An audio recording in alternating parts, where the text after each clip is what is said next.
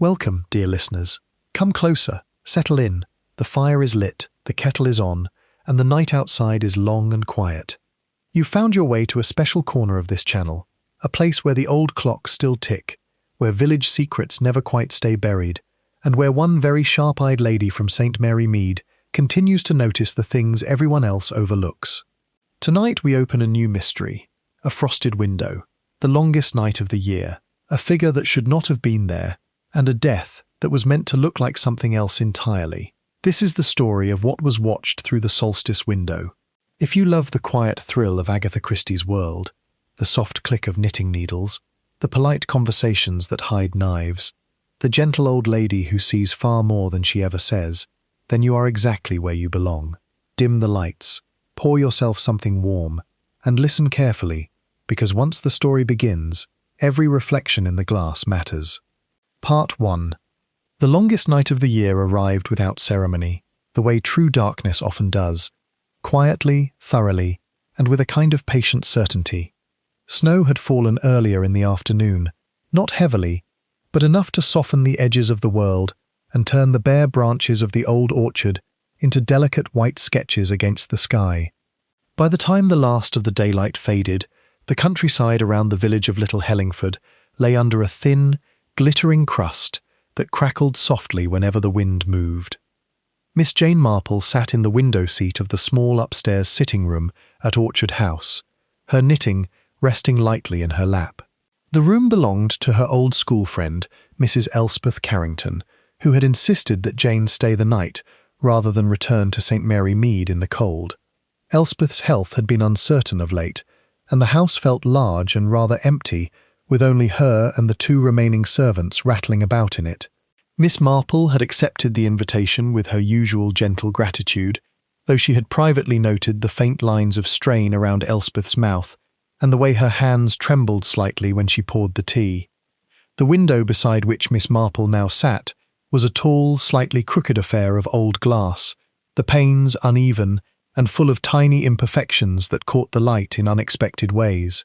Elspeth had once told her, years ago, that it was known in the family as the Solstice Window.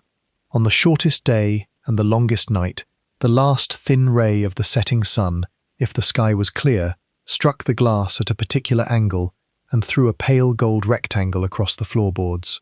Tonight, the sky had not been clear.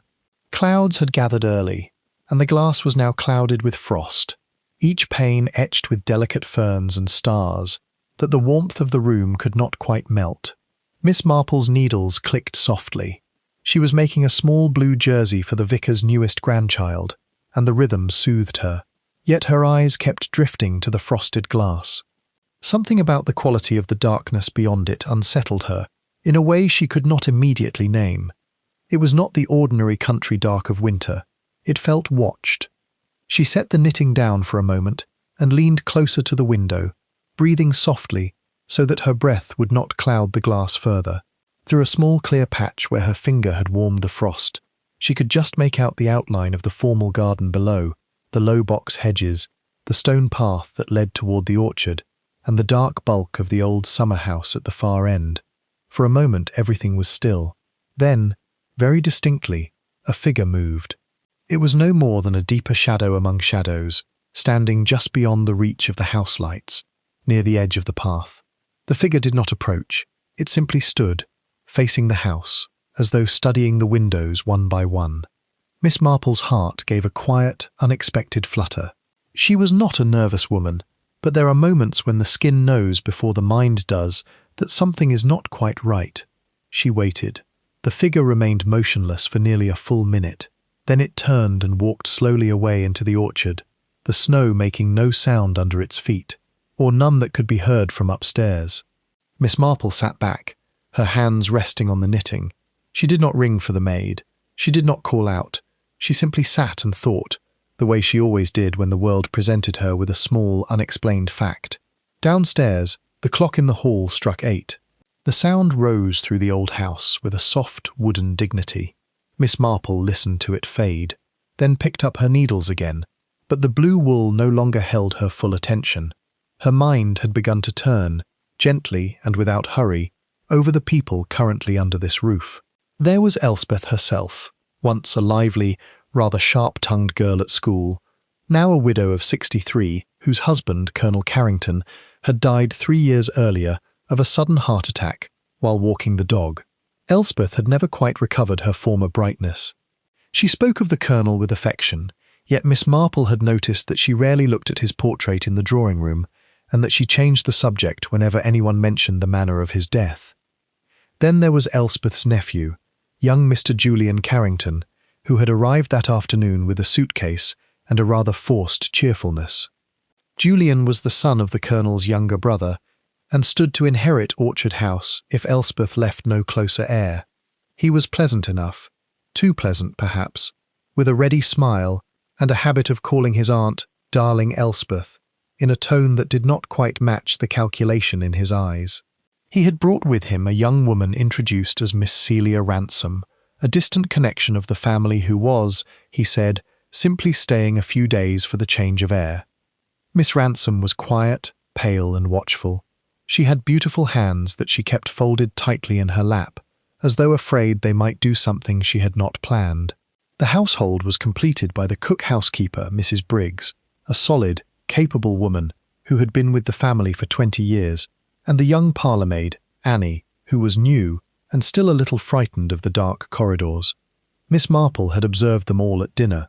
The conversation had been polite and careful. Julian spoke of London and business prospects. Celia Ransom smiled when spoken to and said almost nothing. Elspeth pushed her food about her plate and kept glancing toward the windows as though expecting someone. Twice she started to speak and then stopped herself. Miss Marple had caught the look that passed between Julian and Celia when Elspeth's back was turned, a quick, private exchange that held neither affection nor simple friendship. Now, alone in the upstairs sitting room, Miss Marple considered the figure she had seen in the garden. It might have been a poacher, or a neighbour taking a late walk, or even young Julian himself slipped out for a cigarette. Yet something about the way the figure had stood, perfectly still, deliberately placed where it could observe the lighted windows, felt intentional. It had the quality of a person who already knew the house and its habits. She rose and crossed to the fireplace, adding a small log to the dying fire. The flames leapt up, throwing her shadow large and thin against the opposite wall. For a moment, she studied that shadow, then turned back to the window. The frost had thickened. The clear patch she had made earlier was already disappearing under new white patterns. Beyond the glass, the garden lay empty once more. A soft knock sounded at the door. "Come in," Miss Marple said. Elspeth entered, wrapped in a thick dressing gown of faded blue wool, her grey hair loosely braided for the night. She looked older than she had at dinner, the lines around her eyes deeper, the set of her mouth more uncertain. "I couldn't sleep," Elspeth said. "I saw your light still on. May I sit with you a little while?" "Of course, my dear." Miss Marple moved her knitting aside and made room on the window seat. "The house feels very quiet tonight." Elspeth sat, drawing her knees up slightly like a girl. For a time neither of them spoke. The fire settled with a soft collapse of ash. Outside, the wind moved through the orchard and made a low, continuous sound that was almost like breathing. "Jane," Elspeth said at last, "do you ever feel that a house remembers things?" Miss Marple considered the question with the seriousness it deserved. "I believe houses hold the atmosphere of the lives lived inside them. Sometimes that atmosphere is peaceful, sometimes it is not." Elspeth nodded slowly. "This house has always been kind to me, even after Arthur died. But lately," she hesitated, then forced the words out. "Lately I have the strongest feeling that someone is waiting. Not for me, exactly. For something that belongs to the house, or to the past." Miss Marple's needles remained still. "Have you spoken to Julian about this?" A flicker of something, wariness, or perhaps simple weariness, crossed Elspeth's face. "Julian is very practical. He would tell me I am imagining things, and perhaps I am. The doctor says I must not brood." "Doctors are often wise," Miss Marple said gently, "but they do not always know everything that goes on in a person's mind." Elspeth gave a small, grateful smile, then looked toward the frosted window. "That glass," she said. "Arthur used to stand here on the solstice and watch for the last light. He said it was a way of measuring the year, of making sure the light would return. The last winter he was alive, he stood here for a long time. I remember thinking how still he was, almost as if he were listening to something outside. Miss Marple followed her friend's gaze. The frost patterns had grown more elaborate, like white lace pressed against the dark. For a moment, she thought she saw movement again. Nothing clear, only a suggestion of shape shifting among the orchard trees. Then it was gone. "Elspeth," she said quietly, "when you look out of this window at night, do you ever see anyone in the garden?" Elspeth's hands tightened on the edge of the seat. "No," she said too quickly. Then, after a pause, "At least, I tell myself I do not. Sometimes the mind plays tricks in the dark." Miss Marple did not press her. She had learned long ago that the truth often arrived more readily when it was not chased. Instead, she asked, in the mildest of voices, "And Miss Ransom? Has she been here before, Celia?" "Only once, years ago, when she was a child. Her mother was a cousin of Arthur's. She is a quiet girl. Julian seems fond of her." Elspeth's tone suggested she was not entirely certain whether this fondness was a good thing. They sat together a little longer. The clock downstairs struck the half-hour. Eventually Elspeth rose, kissed Miss Marple's cheek with unexpected affection, and went away to her own room. The door closed softly behind her. Miss Marple remained by the window. She did not turn on the lamp. The firelight was enough. She watched the frost continue its slow, intricate work across the glass, and she thought about the figure that had stood so still in the snow, and about the way Elspeth's voice had changed when she spoke of her dead husband, and about the quick look that had passed between Julian and Celia at the dinner table. Outside, the longest night deepened. Somewhere in the orchard a branch cracked under the weight of snow. Miss Marple picked up her knitting once more, but her eyes stayed on the Solstice window, where the frost had now almost completely sealed the view of the dark garden beyond. She had the distinct quiet sensation that something, or someone, was still out there, waiting for the light to change. And Miss Marple, who had never been one to ignore the small, persistent feelings that arrived without invitation, decided that she would keep watch a little longer. Part 2. Morning came late and reluctantly, as if the sun itself preferred to stay hidden after the long solstice night. A thin grey light filtered through the curtains of Miss Marple's bedroom when she awoke. The frost on the outside of the window had thickened overnight into a white opaque curtain, and the garden beyond was no longer visible. She rose, dressed carefully in her usual quiet clothes, and went downstairs to find the house already stirring with the careful sounds of a household that did not quite know how to be at ease. Mrs. Briggs was in the kitchen, her sleeves rolled up, her face set in the expression of a woman who had decided that work was the only reliable answer to whatever the night had left behind. Annie, the young parlour-maid, moved about the dining room, laying the breakfast table, with more concentration than the task required. Her hands were not quite steady. Miss Marple paused in the doorway. "Good morning, Annie. Did you sleep well?" The girl started slightly, then offered a polite, uncertain smile. "Yes, thank you, miss. As well as can be expected, I suppose. It's a quiet house, isn't it? Almost too quiet sometimes." Miss Marple nodded as though this were the most ordinary observation in the world. Quiet houses have their own ways of speaking, if one listens carefully. Annie looked as if she might say more, then thought better of it, and returned to the silver. In the morning room, Elspeth was already seated by the fire, a cup of tea cooling untouched beside her. She looked as though she had not slept at all. The lines around her eyes were deeper, and there was a faint, persistent tension in the way she held her shoulders. "Jane," she said, managing a smile that did not reach her eyes. "I hope the room was comfortable. I kept thinking of you up there by that window." "Silly of me." "Not silly at all," Miss Marple replied, taking the chair opposite. "Windows have a way of drawing the mind outward, especially on nights like the last one." Elspeth's fingers tightened around the edge of her saucer. Before she could answer, Julian Carrington entered, followed closely by Celia Ransom. Julian looked rested and almost aggressively cheerful. He kissed his aunt's cheek with practiced affection and declared that the snow made everything look like a Christmas card. Celia said very little. She wore a simple grey dress and kept her hands folded in her lap, exactly as she had the evening before. Miss Marple noticed that the knuckles were white. Breakfast was a careful performance. Julian spoke of plans for the day, Perhaps a walk into the village if the paths were not too bad, or a look at the old accounts in the study if Elspeth felt up to it. Elspeth answered in short, polite sentences. Celia buttered a piece of toast she did not eat. Miss Marple observed, as she always did, the small spaces between words. It was after the meal, when Julian had gone to the study and Celia had excused herself to write letters, that Elspeth turned to her friend with something closer to urgency. "Jane, I must tell you something. I nearly spoke of it last night, but the words would not come." She rose and closed the door quietly, then returned to her chair. Arthur's death was not as straightforward as the doctor said. Miss Marple waited, her hands folded calmly in her lap. "He had been troubled," Elspeth continued. "In the months before he died, there were letters, not ordinary letters, anonymous ones. They came at irregular intervals, always on the same thin blue paper. They spoke of things that had happened long ago, things Arthur never discussed with me.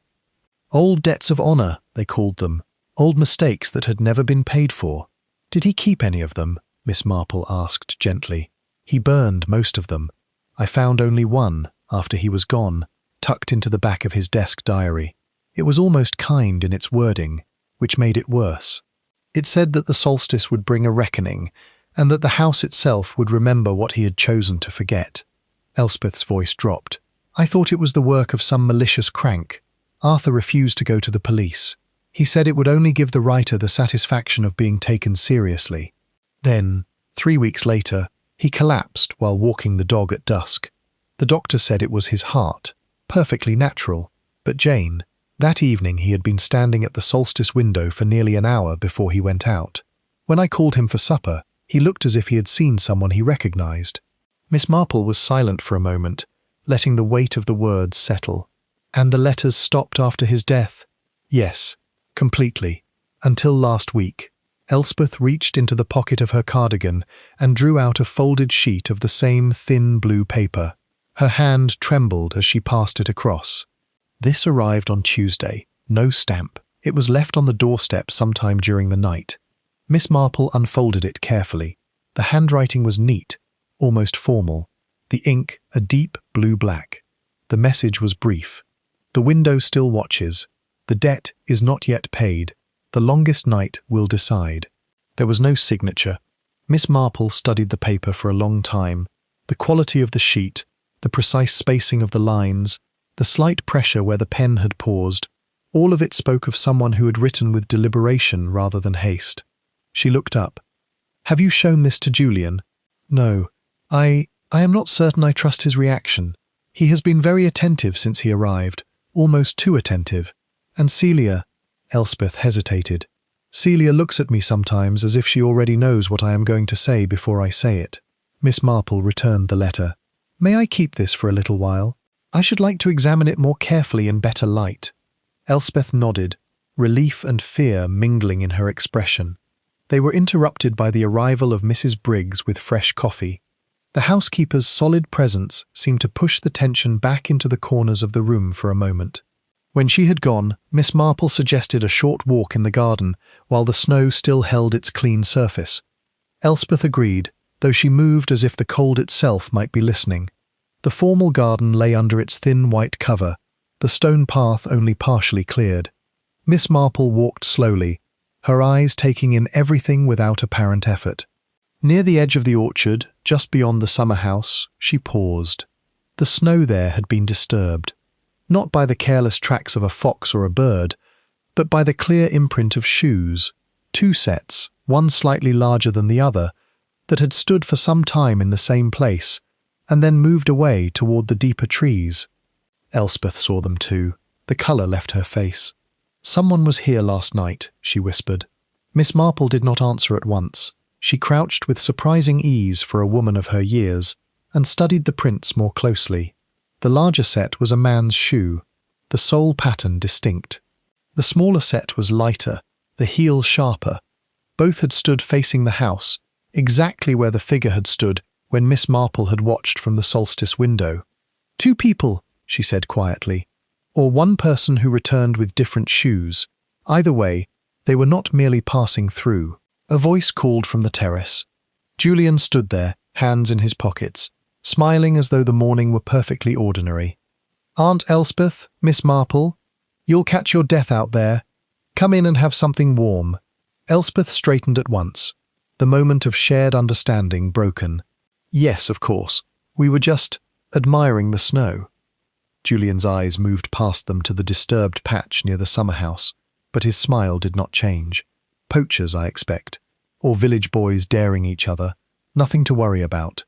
Miss Marple said nothing. She had learned that the most useful thing one could do, at certain moments, was to appear entirely unsurprised. They returned to the house. Celia was in the drawing room when they entered, seated near the fire with a book she did not appear to be reading. She looked up, and for the briefest second her gaze met Miss Marple's. There was no hostility in it, only a careful, measuring stillness, as though she were deciding how much of herself to allow into the open. The rest of the morning passed in the small, necessary occupations of a country house in winter. Miss Marple wrote a letter to her nephew Raymond that she did not intend to post immediately. She examined the blue letter again by the stronger light of the morning room window. She listened to the way Julian's footsteps moved through the upper corridors, and to the softer, more hesitant ones that belonged to Celia. At 12:30, Mrs. Briggs announced that luncheon would be served in 20 minutes. Miss Marple was alone in the upstairs sitting room when she heard the soft click of the Solstice Window's latch. She turned. The window was open a few inches. A thin ribbon of cold air moved into the room, carrying with it the clean scent of snow and the fainter, darker smell of the orchard. On the sill, resting against the frosted glass as though it had been placed there with care, lay a single object. It was a small, silver-backed hairbrush, the kind a woman might keep on a dressing table. The silver was tarnished in the crevices of the engraved pattern, and caught in the bristles were several long, pale hairs. Miss Marple did not touch it at once. She stood looking at it, and at the open window beyond, and at the empty garden where the two sets of footprints still waited under the grey light. Somewhere downstairs a door closed. Footsteps crossed the hall. Miss Marple reached out, carefully, and lifted the brush. The metal was cold against her fingers, colder than the room could account for. She closed the window, turned the latch, and slipped the brush into the deep pocket of her cardigan, just as Elspeth's voice rose from the stairwell, calling them all to the table. Miss Marple's face, when she appeared in the dining room a minute later, showed nothing but mild, pleasant interest in the prospect of luncheon.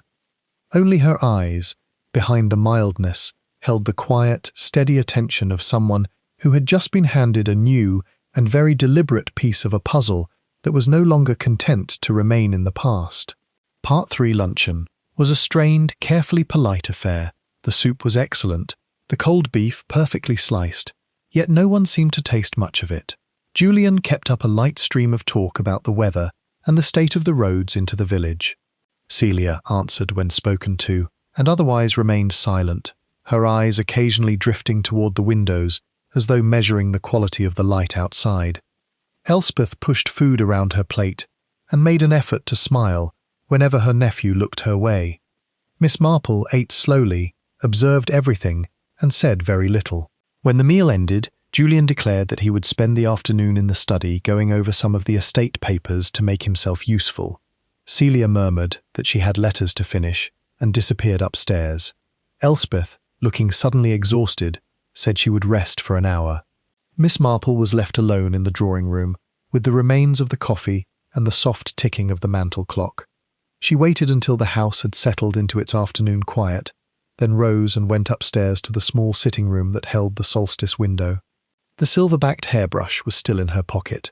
She took it out, laid it on the table beside the window, and examined it properly for the first time. The silver was good quality, though long neglected. The engraved pattern on the back was a simple wreath of leaves, surrounding a monogram that had almost worn away. She turned it toward the light and made out the letters A.C., Arthur Carrington's initials, almost certainly. The bristles still held several long, pale hairs.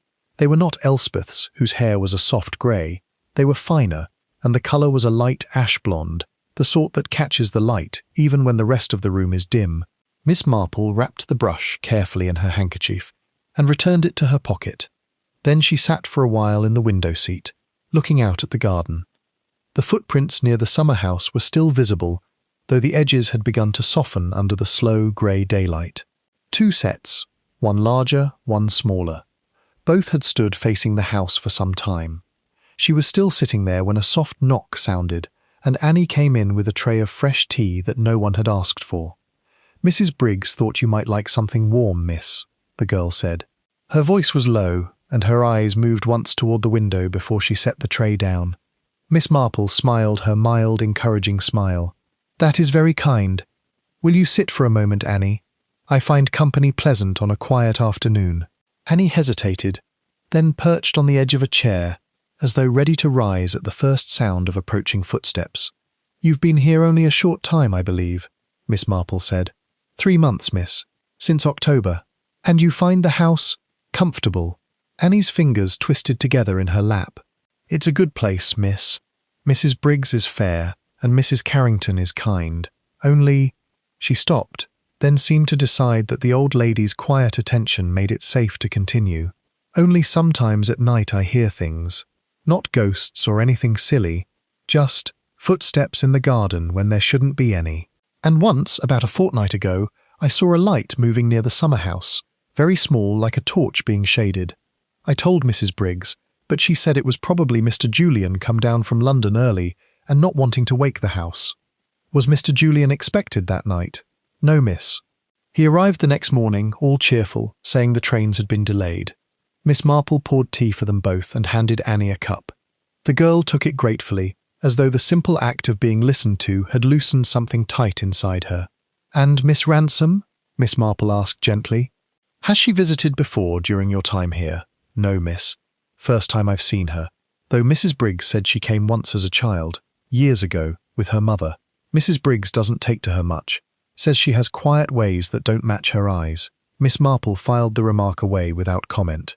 After a few more minutes of ordinary talk about the village and the snow, Annie rose, collected the tray, and left. The door closed softly behind her. Miss Marple remained by the window a little longer, turning over the new pieces. Julian had been near the house the night before he officially arrived. A light had been seen by the summer house, and now a hairbrush that almost certainly belonged to the dead colonel had been left, quite deliberately, on the sill of the Solstice window. She went downstairs and found Elspeth in the morning room, resting on the sofa with a book she was not reading. "May I speak with you privately?" Miss Marple asked. Elspeth sat up at once. "Of course." Miss Marple closed the door, then took the hairbrush from her pocket and laid it on the low table between them. Elspeth's face changed. The colour drained from it so completely that for a moment she looked almost translucent. "Where did you find that?" "On the sill of the Solstice window, just before luncheon. The window had been opened from outside." Elspeth reached out, then drew her hand back as though the silver might burn her. "That was Arthur's. He kept it on his dressing table for years, even after he stopped using it. I put it away in a drawer after he died. I haven't seen it since." "The hairs in it are not yours," Miss Marple said quietly. "No." Elspeth's voice was barely above a whisper. They look like the colour Celia's mother had. I remember noticing it when she brought the child here one summer. Very pale, almost silver in the sun." Miss Marple waited. Elspeth pressed her fingers to her temples. "Jane, there are things I never told anyone. Not even Arthur knew I had guessed. Celia's mother, Margaret, was not simply a distant cousin. There was a time, long before I married Arthur, when he was very much in love with her. She was engaged to someone else, a man who later died in an accident. Arthur never spoke of it after we were married, and I never asked. But once, years later, I found a small photograph tucked into one of his old books. It was Margaret, young and laughing, with a child beside her, who looked very like Celia does now." "Did the child know?" "I don't believe so. Margaret died when Celia was 12. The girl was raised by an aunt and only recently reappeared in family circles. Julian met her in London last year. He was the one who suggested she come here for a few days' rest." Elspeth's eyes met Miss Marple's. "I thought it was kindness. Now I am no longer certain." The silence that followed was heavy with the weight of old, unspoken things. Miss Marple broke it gently. "The letter you received last week spoke of a debt that was not yet paid. Do you believe that debt has anything to do with Margaret?" Elspeth's hands clenched in her lap. Arthur was a good man, Jane, but he was also a man who sometimes put honour before honesty. There was money involved once. Money that should have gone to Margaret after her fiancé died. Money that somehow never reached her. Arthur arranged things quietly through solicitors. He told me, years later, that he had tried to make it right. But by then Margaret would not accept anything from him. She said the past was better left buried. "And now someone is determined to dig it up," Miss Marple said. Elspeth nodded. Tears stood in her eyes but did not fall. "I am frightened, Jane, not only for myself, for what might happen in this house before the light returns." Miss Marple reached across and covered her friend's hand with her own. The gesture was simple, steady, and full of the quiet strength that had comforted so many people over the years. "We shall be careful," she said, "and we shall watch."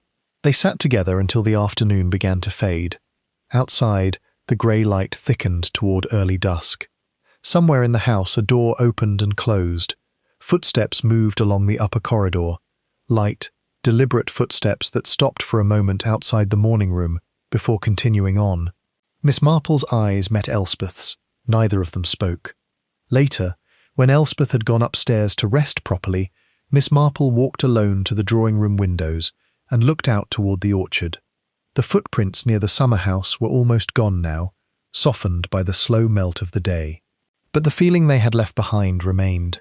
She was still standing there when Celia Ransom entered the room, a shawl around her shoulders and an expression of careful composure on her face. "Miss Marple," she said, "I wonder if I might speak with you." Miss Marple turned, her face mild and open. "Of course, my dear. What is it you wish to say?" Celia closed the door behind her with quiet precision. For a moment, she simply stood there, pale and still, the ash-blonde hair catching what little light remained in the room. Then she spoke, and her voice was low and perfectly controlled. "I think you have found something that belonged to my mother," she said, "and I think you are beginning to understand why it was left where it was." Miss Marple did not deny it. She simply waited, her hands folded, her eyes kind and attentive, while the last of the solstice light drained from the sky beyond the glass. Part 4. The drawing-room felt smaller once the door was closed. The fire had burned low, and the only light came from a single lamp near the sofa, leaving the corners of the room in soft shadow. Celia Ransom remained standing for a moment, her shawl drawn tightly around her shoulders, as though the warmth of the house could not quite reach her. Then she moved to the chair opposite Miss Marple and sat with careful, deliberate grace.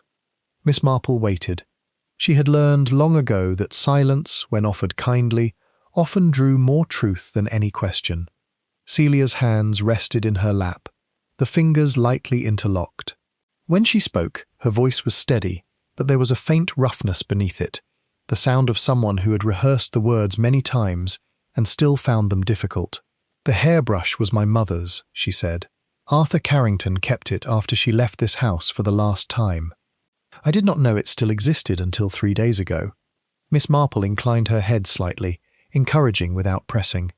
"My mother never spoke of him with bitterness," Celia continued. "That was the strange part. She spoke of him the way one speaks of a season that has passed, something that once mattered and then did not. But there were papers she kept in a small wooden box. I found them after she died. Letters from solicitors, a copy of a settlement that was never completed, and one letter in Arthur's own hand, written years later, asking her to accept what he called a late and imperfect restitution. And she refused," Miss Marple said gently. "She returned the letter unopened, or so the note in her diary suggested. She wrote that some debts cannot be paid with money, and that opening the past again would only wound the people who had managed to live beyond it." Celia's eyes lifted and met Miss Marple's. "I was 12 when she died. I understood very little then. I understand more now." Miss Marple regarded the young woman with quiet attention. There was no theatrical grief in Celia's face, only a controlled, almost weary clarity. It was the expression of someone who had carried a private knowledge for a long time and had finally decided that carrying it alone was no longer possible. "You came here because of the letters," Miss Marple said. It was not a question. Celia's mouth tightened for a moment. "I came because the first of the new letters reached me in London 2 weeks ago. The same thin blue paper. the same careful hand. It said that the solstice would bring the truth into the light, and that the house would no longer protect what it had protected before. I did not know who had written it.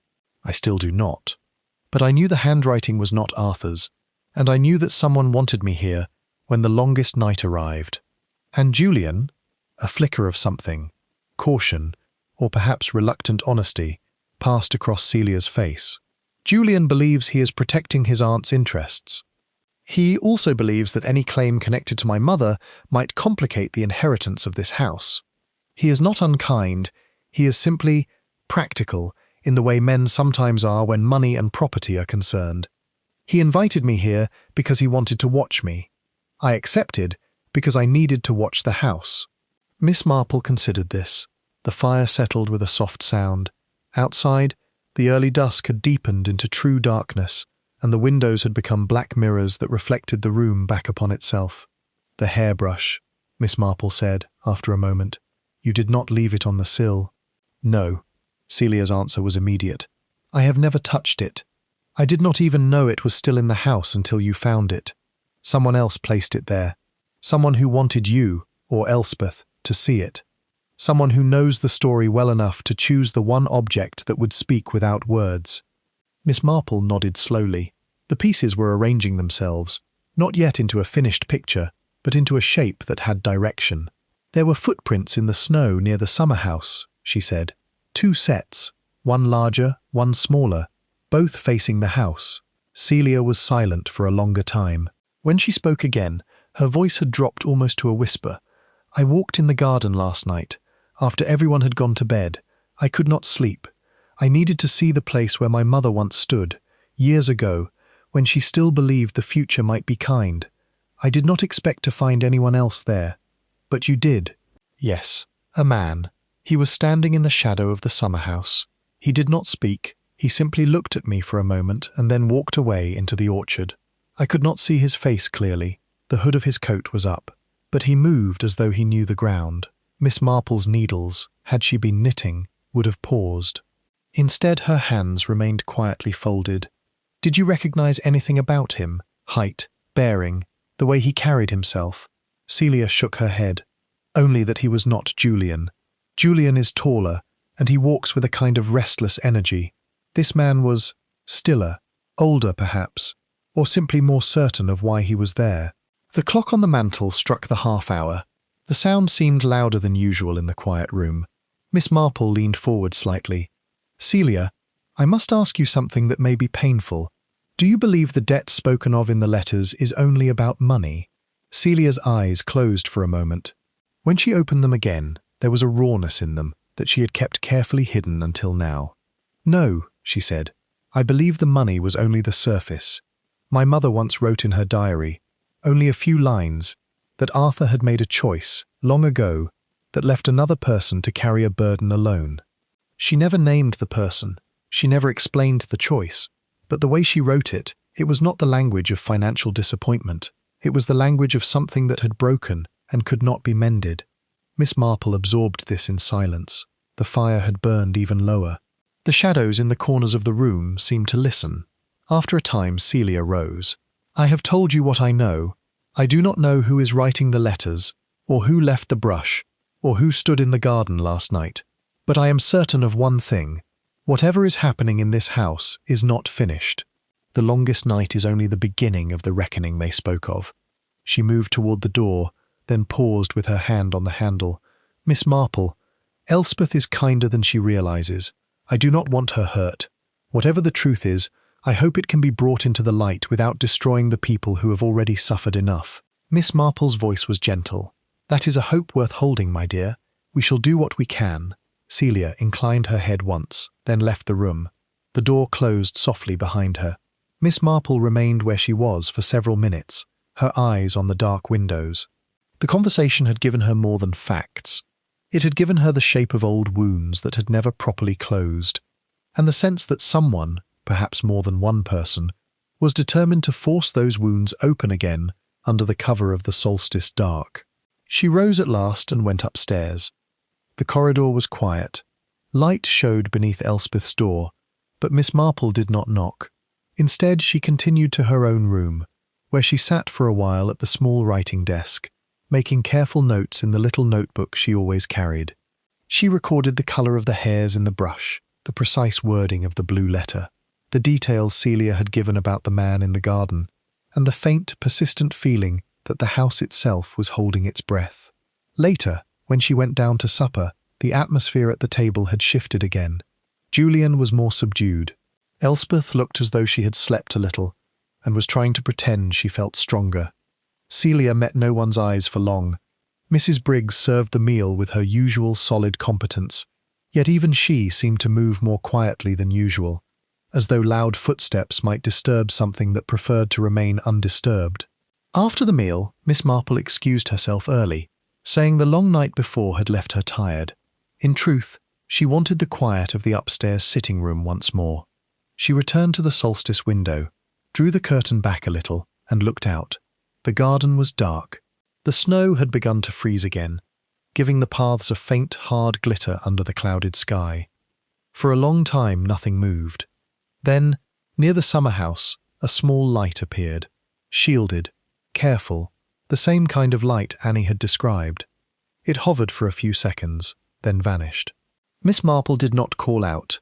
She did not go downstairs. She simply stood at the window, her hand resting lightly on the cold glass, and watched the place where the light had been, until the darkness closed over it completely. Behind her, somewhere in the house, a floorboard creaked. A door opened and closed. The ordinary sounds of a household settling toward night continued, yet they no longer felt ordinary. Something was moving through the old grudges and the carefully kept secrets of Orchard House, using the longest night as its cover. And Miss Marple, standing alone at the Solstice window, understood with quiet certainty that the next piece of the pattern would not be long in arriving. Part 5. The night passed without further disturbance, yet sleep came only in thin, uneasy layers. Miss Marple woke several times, listening to the old house settle and shift around her. Once she thought she heard a door close softly on the floor below. Another time the faint sound of footsteps seemed to move along the gravel path outside and then fade. When true morning arrived, it was the colour of weak tea, the sky still heavy with cloud, the snow in the garden beginning to look tired and grey at the edges. She dressed and went downstairs early. The kitchen was already warm. Mrs. Briggs stood at the long table kneading dough with the steady, practised rhythm of a woman who trusted work more than conversation. Annie was nowhere to be seen. "Good morning, Mrs. Briggs," Miss Marple said. The housekeeper looked up, wiped her hands on her apron, and gave a brief nod. "Morning, miss. You're about early. Tea's fresh if you want it." Miss Marple accepted a cup and sat on the wooden chair near the range. The heat from the stove was comforting after the chill of the upper corridors. "Annie is not yet down?" she asked mildly. Mrs. Briggs's hands paused for a fraction of a second in the dough. "I sent her to the village for a few things we were short of. She'll be back before the others are properly awake." Her voice was even, but there was a tightness around her mouth that had not been there the day before. Miss Marple sipped her tea and waited. Experience had taught her that kitchen confidence, once begun, often continued of its own accord. After a moment, Mrs. Briggs spoke again, still looking at the dough. "You've a quiet way about you, miss, the kind that makes people say more than they meant to. I'll say this much and no more. There are things in this house that were put away years ago and ought to have stayed put away. Mrs. Carrington is a good woman. She doesn't deserve to have the past dragged up and shaken in her face like a dirty tablecloth." "No one deserves that," Miss Marple agreed gently. "Yet sometimes the past refuses to stay folded away." Mrs. Briggs gave a short, humourless sound that might have been a laugh. "Aye, especially when someone decides it's time for a reckoning." She floured the dough with unnecessary force. "I've worked here 20 years. I was here when the Colonel was alive. I saw the way he looked at certain letters that came. I saw the way he stood at that upstairs window in the winter evenings, as if he expected someone who never arrived. And I saw the state of him the night he died, white as the sheet they laid him on, and not just from the cold." Miss Marple set her cup down carefully. "You do not believe his death was as simple as the doctor said?" Mrs. Briggs met her eyes for the first time. "I believe what I saw. And what I saw was a man who looked as if he had met something he recognized and did not want to recognize. That's all I'll say. The rest is not my place." She returned to her kneading with finality. Miss Marple finished her tea, thanked her, and left the kitchen with more pieces of the pattern than she had possessed an hour earlier. The rest of the household came down slowly. Julian appeared first, freshly shaved and wearing the expression of a man determined to be useful.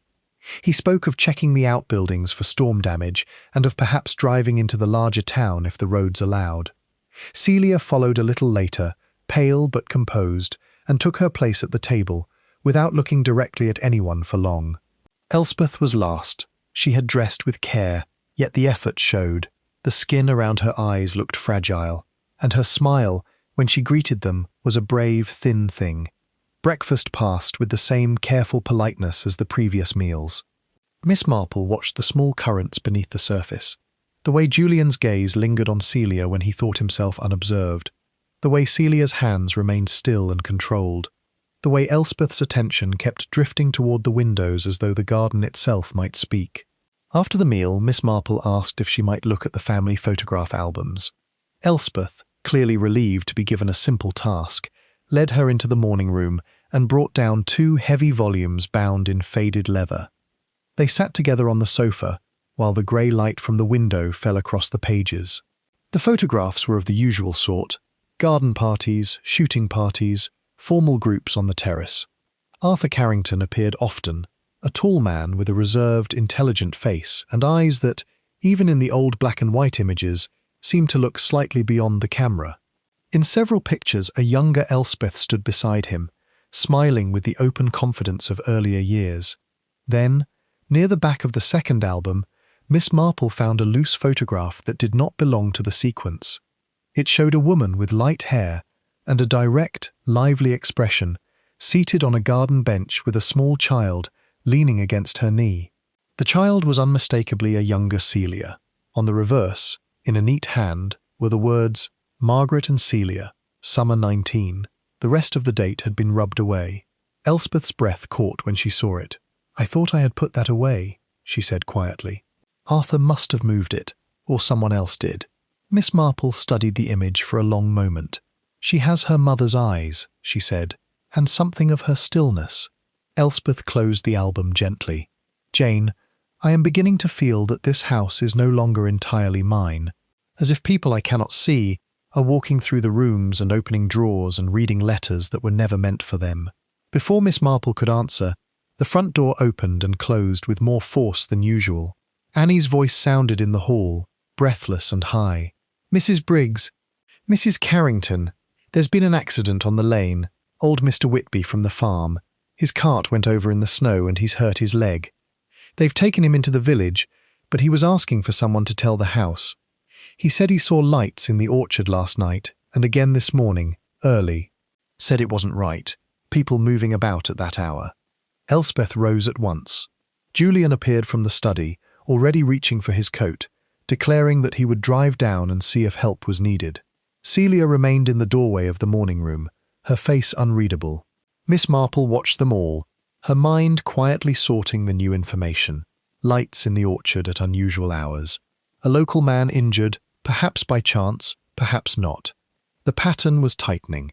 When the immediate flurry had settled and Julian had left in the car, Miss Marple asked Elspeth if she might walk once more in the garden. Elspeth, distracted and anxious, agreed and said she would rest upstairs until luncheon. Celia, after a moment's hesitation, said she would accompany Miss Marple if it was not an intrusion. They walked side by side along the cleared path, their breath visible in the cold air.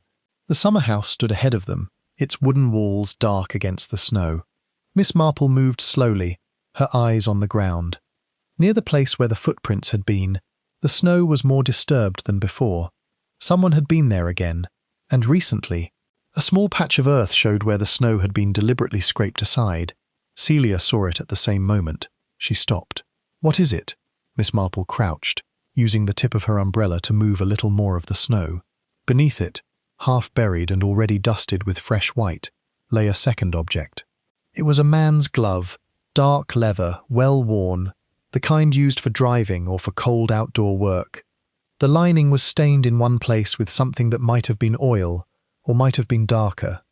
Miss Marple did not pick it up at once. She looked from the glove to the summer-house door, which stood slightly ajar. "Stay here a moment," she said quietly to Celia. She approached the summer-house alone. The interior smelled of damp wood and old leaves. A broken deck chair leaned against one wall. On the small table beneath the single window lay a third object, placed with the same deliberate care as the hairbrush had been. It was a folded sheet of the familiar thin blue paper. Miss Marple unfolded it with gloved fingers. The message was shorter than the previous ones, the handwriting the same precise, unhurried script. "One light has already gone out. The window is still watching. The debt comes due before the sun turns." She refolded the paper, slipped it into her pocket beside the glove, and stepped back into the open air. Celia was waiting, her face very pale. "Another letter?" Celia asked. Miss Marple nodded once. She did not show the contents. Instead, she looked toward the house, where the Solstice window caught a thin, cold reflection of the sky. "We should go inside," she said. "And we should not speak of this where others might hear, not yet." They walked back in silence.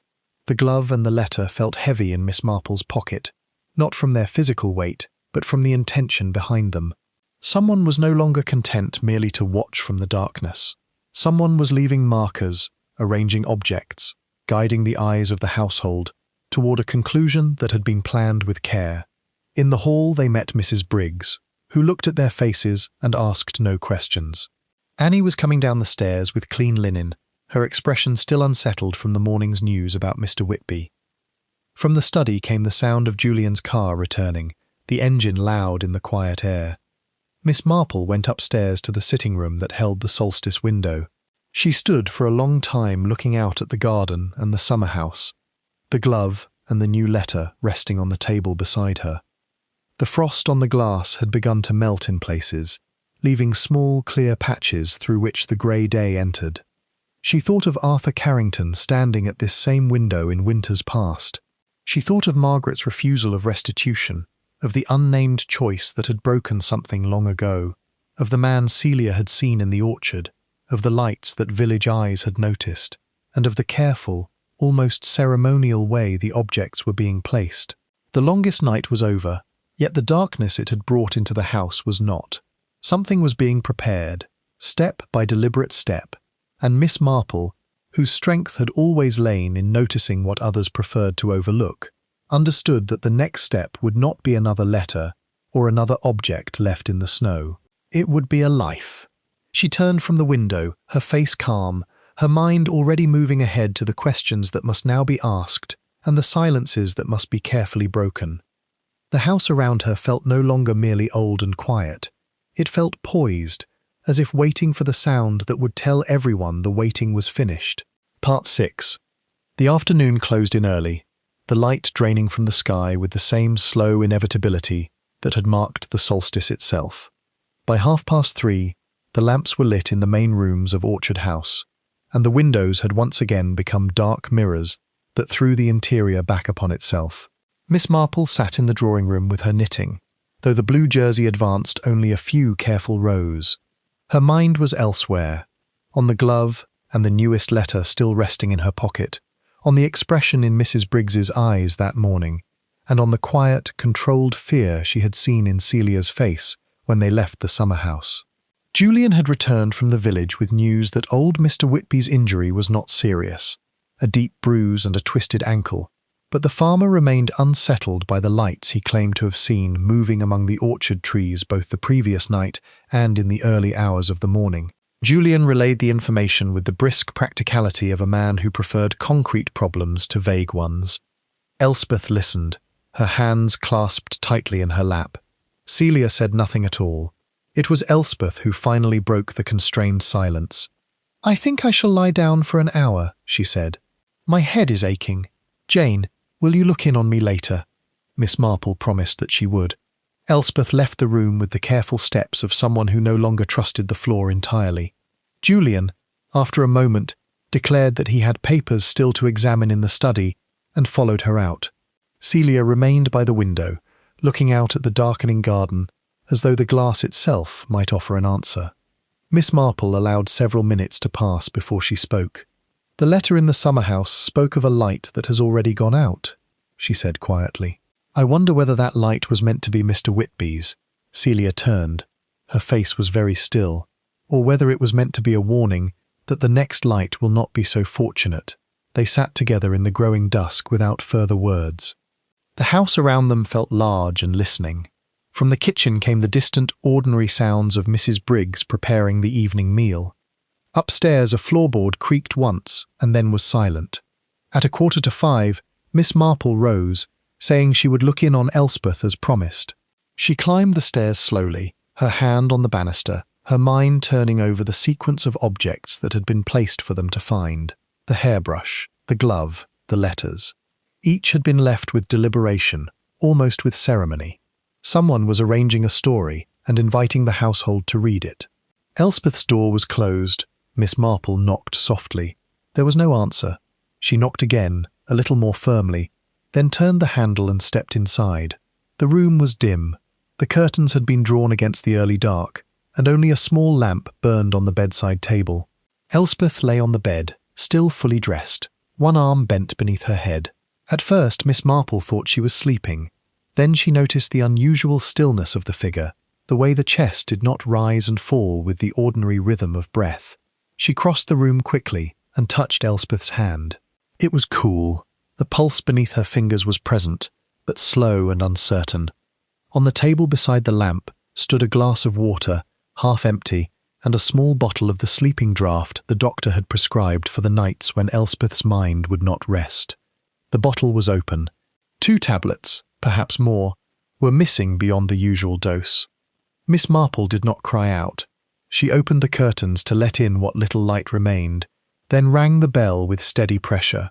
When Annie appeared, breathless from the stairs, Miss Marple spoke in a calm, clear voice. "Annie, I need you to telephone Dr. Hayward at once and ask him to come immediately. Tell him Mrs. Carrington has taken too much of her sleeping medicine and is not properly conscious. Then find Mrs. Briggs and ask her to bring strong coffee and cold water. Quickly, please." Annie's face went white, but she nodded and ran. Miss Marple remained beside the bed, speaking softly to Elspeth, rubbing the cool hands, refusing to allow the silence of the room to deepen into something final. Within minutes, Mrs. Briggs was there, solid and efficient, helping to raise Elspeth's head and coax small sips of coffee between her lips. Julian arrived soon after, his usual composure fractured by genuine alarm. Celia stood in the doorway, one hand pressed to her mouth, her eyes wide with a fear that looked personal rather than merely sympathetic. Dr. Hayward came within 20 minutes. He was a practical man who had known the family for years. He examined Elspeth, listened to the account of the open bottle and the missing tablets, and gave quiet instructions. The overdose, he said, was serious but not yet catastrophic. They had reached her in time. She would need careful watching through the night, and no further sedation of any kind. He looked at the bottle once more, frowned, and slipped it into his bag for later examination. When the immediate crisis had eased and Elspeth had been settled under warmer covers, still unconscious but breathing more steadily, the doctor took Miss Marple aside in the corridor.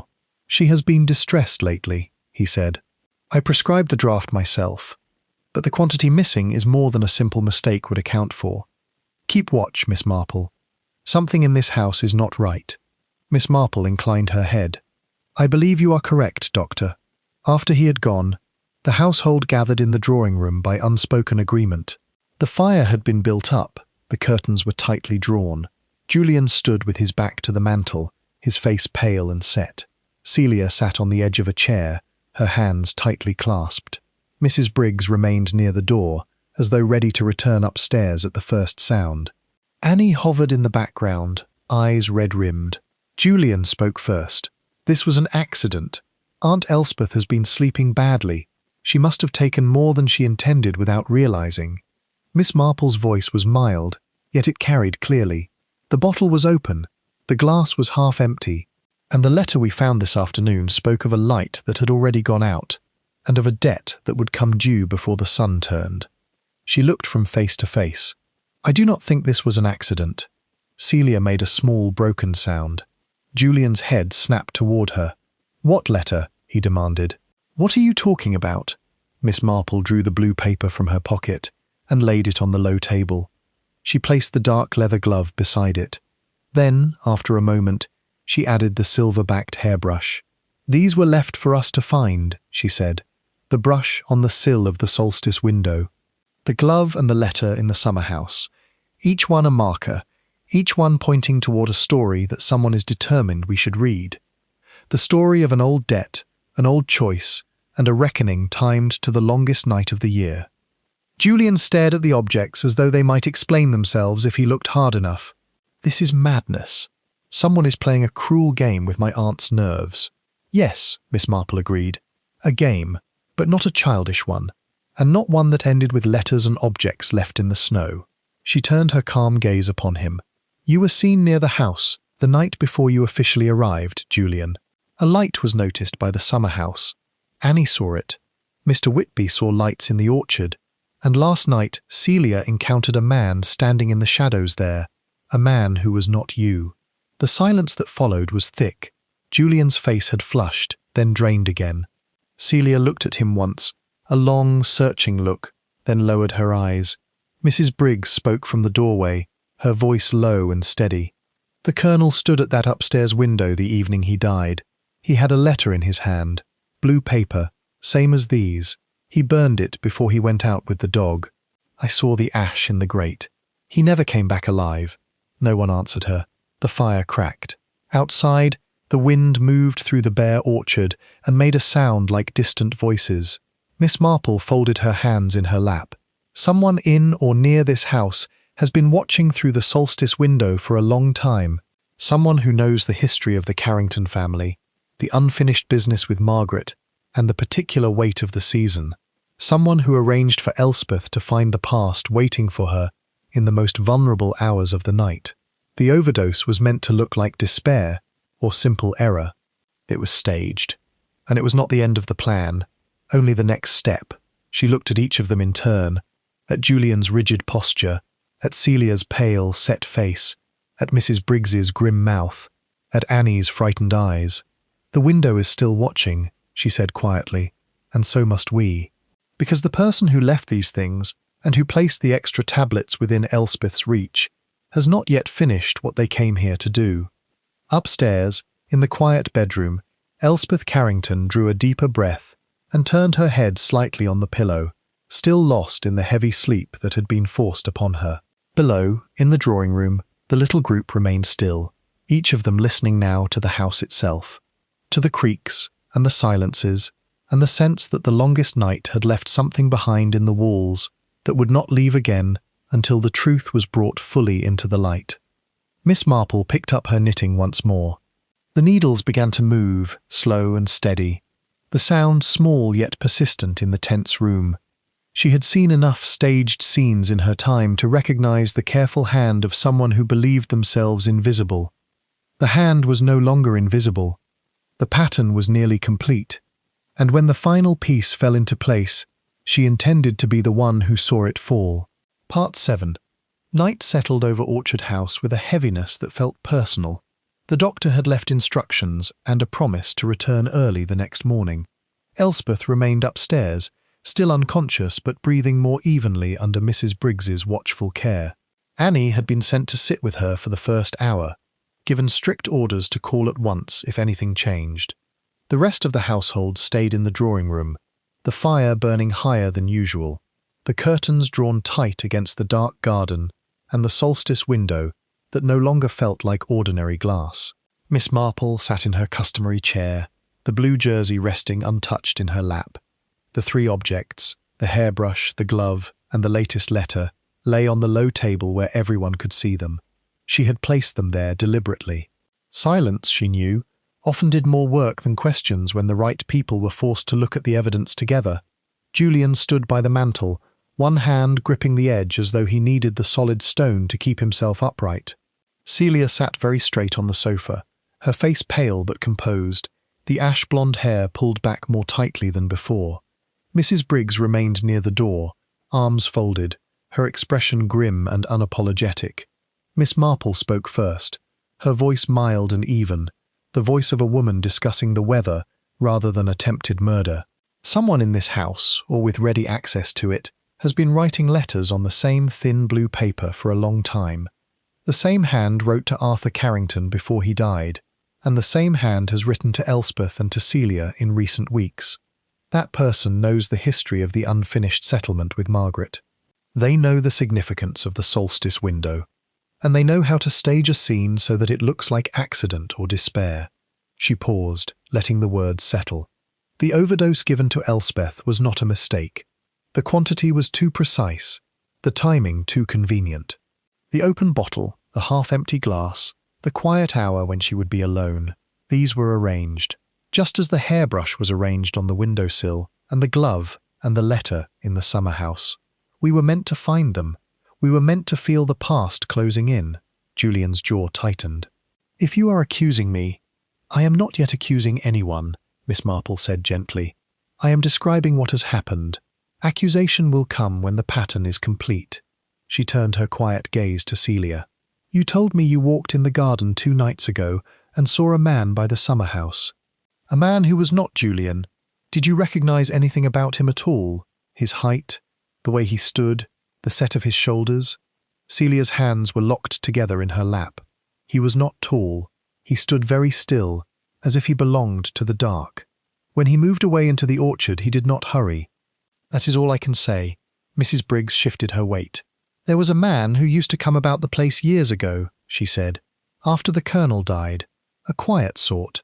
Never came to the door, just stood near the orchard wall sometimes, looking. I told him once to be off, and he went without a word. I haven't seen him in a long while, or I thought I hadn't. Miss Marple nodded slowly. The firelight caught the silver of the hairbrush and made it gleam for a moment. Arthur Carrington made a choice many years ago, she continued. A choice that left Margaret to carry a burden alone. The money was only part of it. There was something else, something that could not be settled by solicitors. Celia's mother wrote of it in her diary without naming it. Arthur carried the knowledge until the night he died, and someone else has carried it ever since, waiting for the right season to bring it back into the light. She looked at Julian again. You came to this house the night before you announced your arrival. Annie saw a light by the summer house. You had a reason for being here quietly. What was it? Julian's face had lost its earlier colour. For a moment he seemed ready to deny everything. Then his shoulders dropped a fraction. I received a letter, he said. Blue paper, same as these. It arrived at my rooms in London 10 days ago. It said that if I did not come to Orchard House before the solstice, the truth about the Carrington debt would be made public in a way that would destroy what remained of the family's standing. I came early to look about, to see if anyone was watching the place. I found nothing. I told no one because I did not want to frighten Aunt Elspeth. Miss Marple considered him. The explanation had the ring of partial truth. Enough to be believed, not enough to explain everything. And the glove? She asked. A man's glove, left where the footprints had been.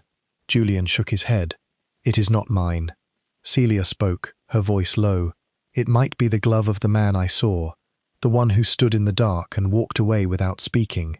Mrs. Briggs made a sound in her throat. If there's a man hanging about the orchard at night, leaving letters and worse, then the police ought to be told. This has gone beyond family business. Miss Marple raised one hand slightly. The police will be told. But first we must understand the shape of what has been done. The person who wrote these letters and staged the scene in Elspeth's room did not act only from hatred. There is a kind of twisted loyalty in it, a belief that the debt must be paid openly, before witnesses, under the eye of the window that has watched so many winters. She rose and moved to the table, resting her fingertips lightly on the edge. Arthur stood at the solstice window the evening he died. He had burned a blue letter. Mrs. Briggs saw the ash. He went out with the dog and did not return alive. The doctor called it his heart. Perhaps it was. Or perhaps the shock of seeing someone he recognized, someone who should not have been there, was more than his heart could bear. The letters stopped after his death. They began again only when the solstice approached, and the living members of the story were gathered once more under this roof. The room was very quiet. Even the fire seemed to burn more softly. Celia's eyes had filled with tears that did not fall. My mother never wanted vengeance, she said. She wanted the past left alone. Whoever is doing this is not acting for her. They are acting for themselves. Miss Marple looked at her with genuine kindness. Yes, that is often the way. The living use the dead for their own purposes and call it justice. She turned to include all of them in her next words. There is one person who has not been in this room with us tonight. One person who knows the house, the garden, the habits of everyone under this roof. One person who could leave objects on the windowsill and in the summer house without difficulty. One person who could place extra tablets within reach and make certain the door was closed at the right hour. Julian's head came up sharply. Celia stared. Mrs. Briggs's arms unfolded. Miss Marple's voice remained gentle, almost regretful. Annie has been sitting with Elspeth. I asked her to call if anything changed. She has not called. The house is very quiet. Too quiet. She moved toward the door. The others followed, the tension of the drawing room trailing after them like a held breath. The stairs felt longer than usual.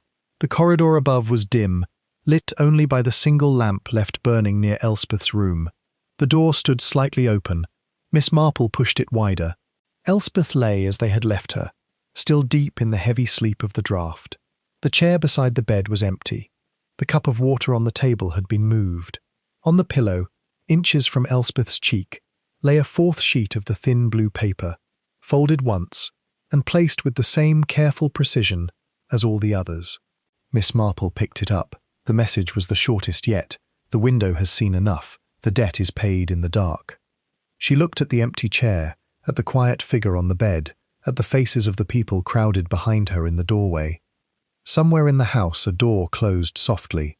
Footsteps moved, light, unhurried, along a back passage that led toward the kitchen and the outer door that opened on the orchard. Miss Marple turned. She has gone to the summer house, she said, or to the window that looks onto it. The story she has been writing is almost finished. We must not allow her to write the last line alone. They moved together down the stairs and through the silent house, the blue letter still in Miss Marple's hand, the solstice window waiting above them like an eye that had never closed. The longest night had passed, but the darkness it had brought into Orchard House was reaching its final, deliberate hour. Part 8. They found her in the summer house. The door stood open to the cold. A small shielded torch rested on the wooden table. Its beam pointed downward, so that it made only a modest circle of light on the floor. Annie sat on the broken deck chair, her coat fastened, her hands folded in her lap, exactly as Celia's had been on the first evening. She did not start when they appeared. She simply looked up, her face calm in the way of someone who has already finished the most difficult part of a task. Miss Marple entered first. The others remained near the doorway, Julian tense and ready to act, Celia very still, Mrs. Briggs breathing hard from the hurried walk through the dark garden. The night air moved through the open door, carrying the clean scent of frozen earth and old leaves. Annie spoke before anyone else could. "I didn't give her enough to kill her," she said. Her voice was quiet, almost polite, only enough to make the house understand that the window is still watching. The letter on the pillow was the last one. I meant to leave after that. Miss Marple regarded her with the same steady attention she had given every other piece of the puzzle. "You have been writing the letters for some time." "Yes." Annie's eyes moved briefly to the torch, then back. "The first ones went to the Colonel, years ago. I was younger then. I only wanted him to remember. He did remember. He burned the last letter I sent him the night he died. Mrs. Briggs saw the ash. After that, I waited. Waiting is easier when you work inside the house that holds the debt." Celia took a step forward. "What debt?" Her voice cracked on the word. "My mother never asked for this. She refused the money. She wanted the past left alone." Annie looked at her then, and for the first time something raw showed beneath the calm. "Your mother was kind. That was her mistake. Kindness doesn't settle accounts. The Colonel made a choice when he was young, before he married, before most people in this house were born. There was a girl in the village, not Margaret, another girl. She worked in the kitchens of a neighbouring house. He promised her things he never intended to keep. When the trouble came, he arranged for her to be sent away quietly. Money changed hands. Silence was bought. The girl died 2 years later, in a place that was not home. She left a child. The silence in the summer house thickened. "That child was my mother," Annie said. "She grew up knowing only pieces. I grew up knowing the rest, the Colonel's name, The house, the window he liked to stand at when the year turned. I came here to work because it was the only way to stand close enough to the truth without being turned away at the door. The letters were never meant to be anonymous forever. They were meant to open the doors that had been locked. Julian's voice was rough. You tried to kill my aunt. I tried to make her sleep deeply enough that the house would feel the weight of what it has carried, Annie answered. I watched the dose. I stayed near. If the doctor had been slower, I would have fetched him myself. I am not a murderer. I am a witness who refused to remain silent any longer. Miss Marple moved a little closer, her shoes making almost no sound on the wooden floor. The hairbrush, the glove, the footprints, the lights in the orchard. You arranged each of them. Yes, the brush belonged to the Colonel. I found it in a drawer Mrs. Carrington never opened. The glove was my father's. He used to drive for a family in the next county. I left it where the snow would hold the shape of what I wanted seen. The lights were only a torch, shaded so that village eyes would notice and begin to talk. Talk makes people uneasy. Uneasiness opens the past. She looked at Miss Marple with something that was almost respect. You saw more than the others. You always do, they say. The quiet lady from St. Mary Mead who notices the things people prefer to leave unnoticed. I knew when you found the brush that the story would not end the way I had written it. Miss Marple's voice remained gentle. Stories of this kind rarely end the way their authors intend. The debt you speak of was real. The pain it caused was real. But the method you chose, letters that worked upon a grieving widow's nerves, objects placed to frighten, a staged overdose in the dark, these things do not restore what was lost. They only add new wounds to the old ones. Annie's hands tightened in her lap. For a moment she looked younger and far more tired than her years. I wanted the window to see it finished. I wanted someone to stand in the light and say the name of the girl who was sent away. No one in this family ever did. Celia's eyes were wet. I will say it, she said. Whatever her name was, I will say it. But not like this. Not with fear and blue paper and tablets in the night. Mrs. Briggs spoke from the doorway, her voice low and firm. The police will have to be told. Attempted harm is still harm, however carefully measured. Annie nodded once. She made no move to run. The fight, if it had ever been a fight, had already left her. Miss Marple turned to Julian. Telephone Dr. Hayward again, and then the local constable.